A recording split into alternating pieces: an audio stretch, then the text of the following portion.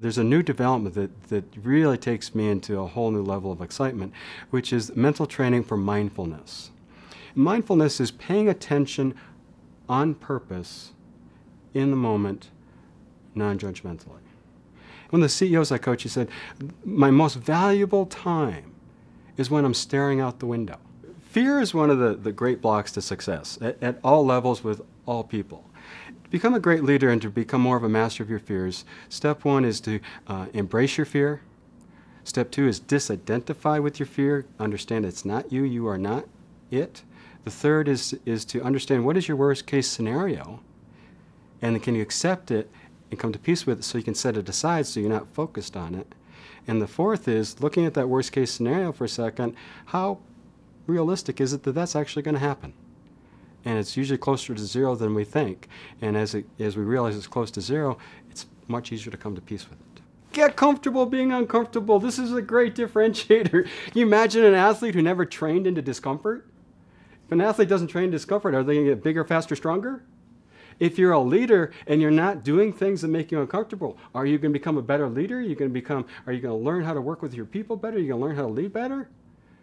If you're always comfortable, you're doing the same thing you did yesterday.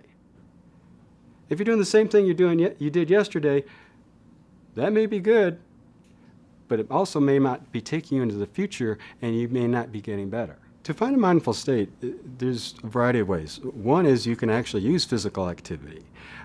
Running, biking, anything that doesn't use a lot of thought, it actually allows your mind to go into a different rhythm. You know, there's alpha, there's beta, there's different rhythms, and it goes into a rhythm that's more meditative. The lead sales guy in a Fortune 100 company right now, and he said, you know, my best idea is come mowing the lawn. You know, the other is to work with your breath. When you change how you breathe, you actually change your whole physiology. Slowing your breathing causes everything physiologically to relax more. When you're a leader, if you're tired and you need to be addressing your team, how do you bring your energy up? If you're in a stressful situation, how do you bring your energy down? Use your breath. Slow it down, slow your whole physiology down.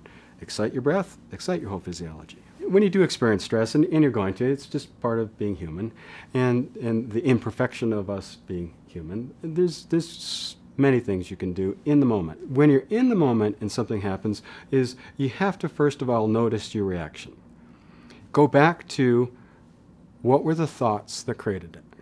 You can change the thought. What do I have control of? When you're under stress, what can you do that you have 100% control of? You have 100% direct control of your thoughts and your actions and nothing else. Learn to own it. Own everything in your life. High performers, the people who are great, they own everything. They own every single outcome in their life.